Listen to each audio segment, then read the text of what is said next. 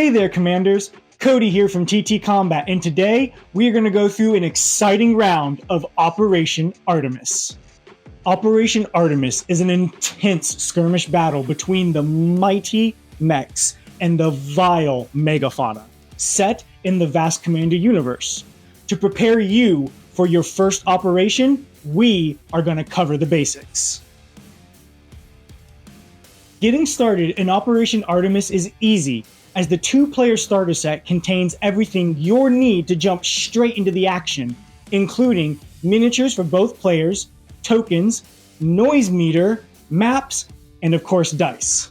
Following their conquest on the Tlalocan Moons and annihilating the Scourge forces lurking there, the Post-Human Republic, aka the PHR, have turned their sights on the galaxy's latest threat, the Bioficers.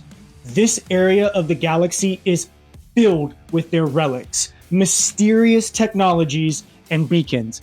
It's up to you to silence these beacons to slow the Bioficer advance. Whilst the moon may appear to be a verdant paradise filled with old human cities and overgrown forests, this is far from the case. Terrifying megafauna have ravaged the surface and now stand between you and your objective. Commanding a squad of Type 9 Frontier Walkers, you will have to eliminate the fauna to deactivate the beacons. Let's take a look at the different types of walkers. In this game, there are 4 different types of walkers to command, each with a unique playstyle. Each unit has its own character card, which outlines the character's movement, armor, health, abilities, weapons, and more. Like their counterparts, each megafauna has its own unique set of stats, all of which are included in the starter set. Artemis uses a number of command cards that each player possesses in their own decks. Each card has a trigger that explains when that card can be played. These cards also have a unique effect that activate when that particular card is played.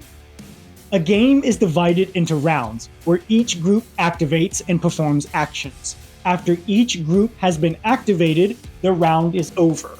And Operation Artemis lasts 6 rounds, with victory points calculated at the end of the 6th round.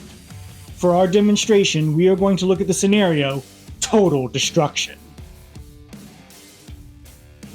At the start of each round, each player draws 4 cards from their deck before rolling off to determine who has initiative. Commanders will now alternate activating each group. When you activate a group, each model in that group may perform a movement and an attack. To move a miniature, measure the distance from your character's base to its desired location. Each model has a maximum range that cannot be exceeded. Whilst each model can move independently, you cannot move through impassable terrain. Attacking enemies in Operation Artemis is easy. Each model in a group can use all the weapons listed on its profile. To make an attack, pick an enemy model within the range of the selected weapon and in line of sight. Once the target has been determined, the attacking player rolls their damage dice whilst the defender rolls for their defense. We are going to activate our Rational Walker. Firstly, we're going to charge forward 6 inches and get into range for our minigun. These have a range of 10 inches and allow us to roll 4 dice, with each 4+ roll counted as a success. As the Minotaur is exposed with no cover, we've got a clear line of sight. Whilst our commander can use all the weapons shown on its group card during its activation, our Rashnu's hyperkinetic hammer requires us to be in base contact and therefore cannot be used. Now it's time for the Fauna's commander to react with their Minotaur. The mightiest of all the megafauna, the Minotaur moves forward 6 inches and into base contact. Using first its huge jaw, our attacker rolls their dice. We're not finished yet, as the Minotaur can now use its colossal claw attacks. And finally, the Minotaur commander uses its spines to end its round. Our Rashnu has taken a small beating in this round, but it's still in the fight.